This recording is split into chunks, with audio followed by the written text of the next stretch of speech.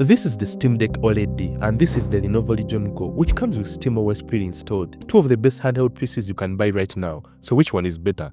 Both devices are running the same operating system, which is SteamOS. It should be easy, right? Well, no. Let me explain. So the Legion Go is a brand new handheld from Lenovo, which is kind of the first to come with SteamOS out of the box. Valve licensed SteamOS to run on Windows-based handhelds, which were previously running Windows. If you've been watching my videos lately, I've complained about how unstable and annoying Windows is on handhelds. It's not well optimized for these kinds of devices, with constant updates, low frame rates for games, and poor battery management. That left me installing SteamOS on other handhelds like the Ally X and even the first Legion Go handheld. I gained a performance boost and some tweaks that come with the operating system. What I loved about SteamOS on these handhelds was how well optimized and smooth it is when running games like Cyberpunk 2077, Shadow of the Tomb Raider, and Baldur's Gate 3. Even though the performance wasn't at par with the Steam Deck, it was better than on Windows. So with the Legion Go supporting SteamOS out of the box, I wanted to find out whether it could actually outperform the Steam Deck OLED.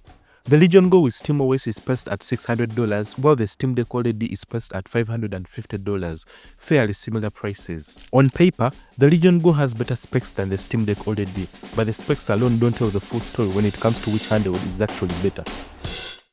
We shall compare the performance, software, usability, and support of both devices to see which one is better suited for you. But before we dive into the video, go ahead and hit that like button. It really helps YouTube recommend my content to other people who are into handheld gaming. And if you haven't already, consider subscribing to the channel. Thank you. Design-wise, both devices take different approaches. The Legion Go S is an all-in-one suited unit with integrated controls, no detachable controllers like on the original model. Personally, I prefer this design since I wasn't a fan of the detachable setup. It felt bulky and uncomfortable to hold. The Steam Deck, on the other hand, is very similar to the original Steam Deck in shape and size. It's thinner and lighter than the Legion Go S. I do love the Steam Deck OLED's touchpads. They feel great and work well, which you won't find on the Legion Go S.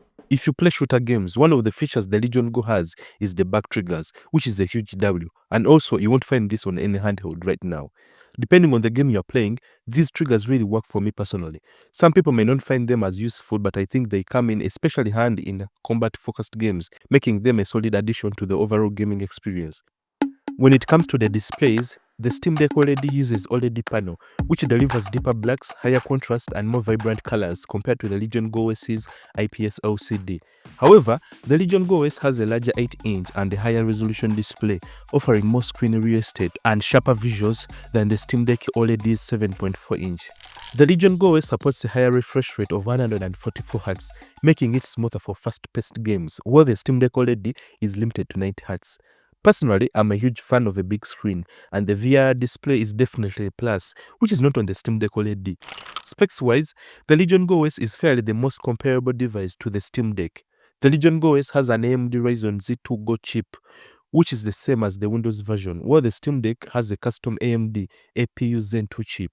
Now, one thing I can say, when using a lower TDP mode of 6 watts on both devices, the Steam Deck outperforms the Legion Go S on those less demanding games, getting around 5 to 10 FPS or higher compared to 5 to 10 FPS lower on the Legion Go S, depending on the game you are playing. And you are getting better battery life on the Steam Deck of 6 to 7 hours compared to the 4 to 5 hours of battery on the Legion Go S. Now, when you bump things up to 15-watt TDP mode, I noticed the Steam Deck gets around 2 to 4 frames more than the Legion Go S with the Z2 chip. One advantage of the Legion Go S with the Z2 chip is that it allows you to push performance further by enabling a 25-watt TDP mode. So lately I've been playing Expedition 33. And one thing I noticed, you won't have a great time playing this game on the Steam Deck. The game doesn't play well, it looks rough, but on the Legion Go S, you can get around 30 to 40 FPS, which might dip performance but playable. You're not getting the same performance like on the Z1 Extreme, but you're going to get a gaming experience that's going to let you enjoy Expedition 33 on this 8-inch display. When it comes to performance, I tested a variety of games on both the Steam Deck OLED and the Legion Go S to measure the FPS and power usage. Running Forza Horizon on both devices, I was able to get 65 FPS on the Steam Deck OLED and 63 FPS on the Legion Go S, both running at 15-watt TDP at 720p resolution. But when you increase the wattage to 20 watt on the Legion Go S, we see a 72 FPS. Black Myth Wukong was one of the games I wanted to test. At a custom 15 watt TDP setting on the Legion Go S, FPS. There was something boosting going on, and at the end of the test, I was able to get 51 FPS on the Legion Go S and 44 FPS on the Steam Deck. Shadow of the Tomb Raider was slightly better on the Steam Deck with a 15-watt TDP. We saw 58 FPS on the Steam Deck and 56 FPS on the Legion Go S. Then when boosting the Legion Go S to 20 watts, we get 61 FPS. And finally, our favorite game to test was Cyberpunk 2077. I was using the Steam Deck preset, which takes the FSR to balance. Using this preset, you are locked to 30 FPS, which is what you would typically play on the Steam Deck anyway. But after unlocking the frame rate, I got around 47 FPS on the Steam Deck and an average of 51 FPS on the Legion Go S.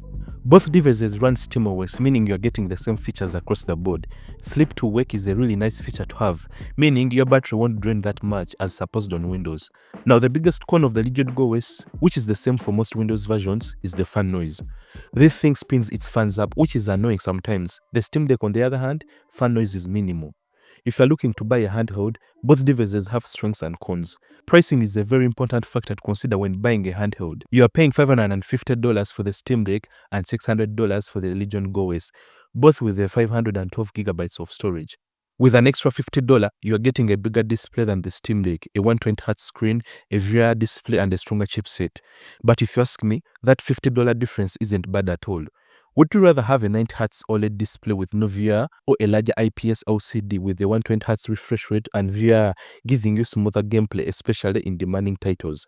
Personally, I think that $50 is worth it. So I've been using both devices extensively. If you're the kind of a person who wants a better battery life and prefers playing indie or less demanding games, I think the Steam Deck is a better option for you. Personally, I prefer the Legion Go S. It has a larger display, a more powerful chip, and better display fidelity. I'm also looking forward to testing the more powerful Legion Go with the Z1 Extreme chip, so make sure to subscribe to the channel so you don't miss out when that video drops. But let me know what you guys think in the comments below. Catch you in the next video.